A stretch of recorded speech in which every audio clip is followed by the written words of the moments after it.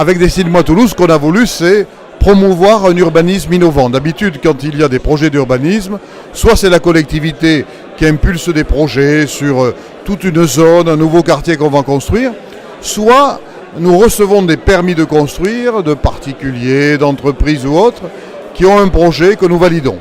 Là, les choses ont été organisées de manière totalement différente. On a sélectionné une vingtaine de sites et on les a mis au concours d'idées sans dire à l'avance ce qu'on voulait. Donc on a laissé librement venir les idées, librement les équipes et les groupements se constituer.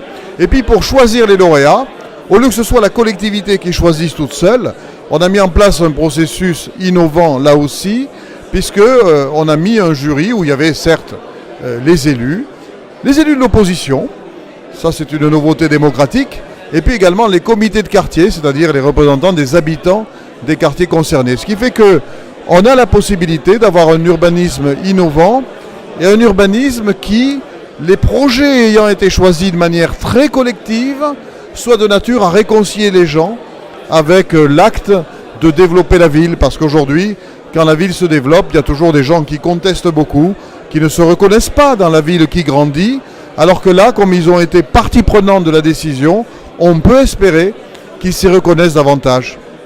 Alors d'abord, que les choses soient claires, je souhaite que ces projets se réalisent. On n'est pas en train de faire une opération de communication avec de belles cartes postales et puis finalement rien ne se fait.